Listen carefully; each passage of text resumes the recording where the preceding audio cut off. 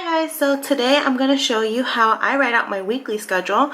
I don't do this every week, but I usually do this when I have a lot going on, like an exam week or finals or midterms. It's good to see everything broke down in a weekly view so then you can see how much time you have. So this is a PDF version of a passion planner. It is old, so ignore the dates on top. Here, let me zoom in here.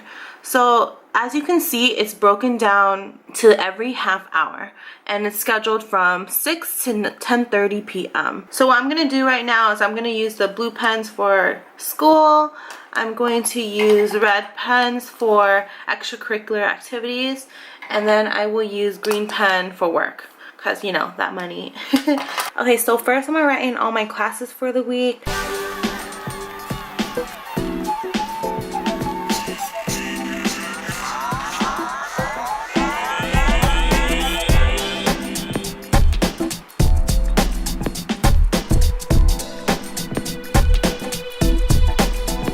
As you can see, school takes up most of the week.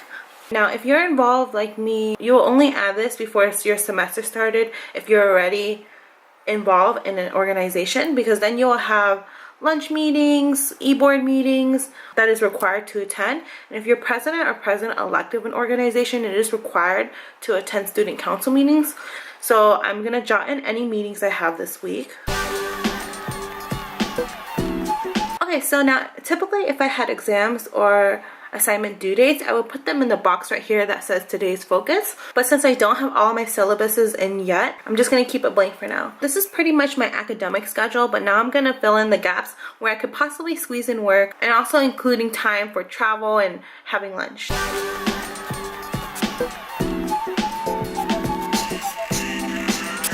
So I realized I forgot to say the work part of the schedule. If you know how your schedule's like, you don't have to fill in every possible gap that there is.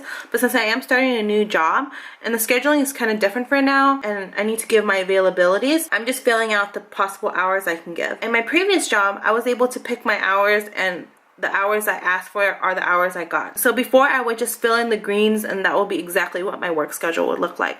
So then I can fill out any times for possible studying. If you guys have seen any of my other previous vlogs, this is what I did my last semester. Since schedules are always changing and there's so much more that can fit in what I would usually put in my iCalendar, I like making my own Word document calendar better, as I like to see everything in a monthly view. So then I can see that I have something coming up in 2 weeks instead of being surprised the few days before. I color code in my Word document also. It makes you a little more aware of how much you have to do for each thing versus if everything is just in black. Let's check it out.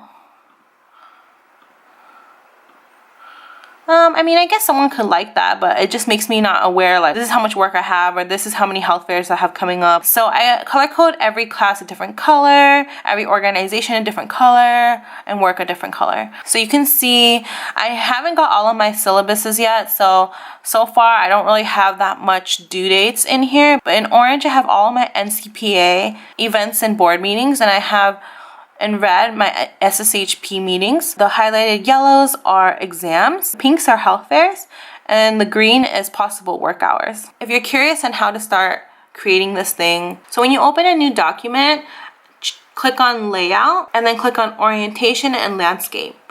Then I like to put my margins, so I click on margins and I click narrow so I can fit more in a page. Then I go to insert, click on table, and I go the width of 7 and the max height I can have.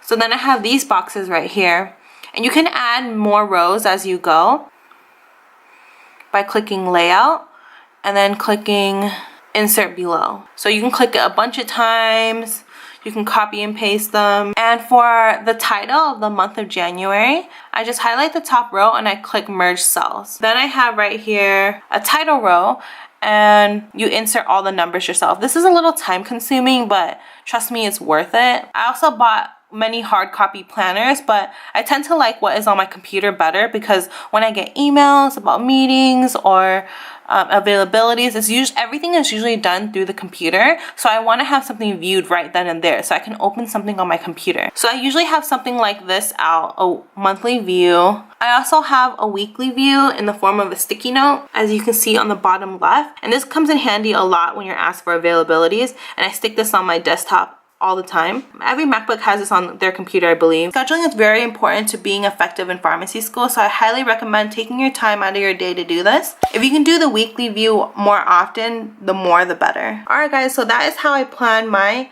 schedules in pharmacy school. Let me know that you found this helpful. I know it seems kind of crazy and all over the place, but it works for me. And thanks for watching. Until next time, bye!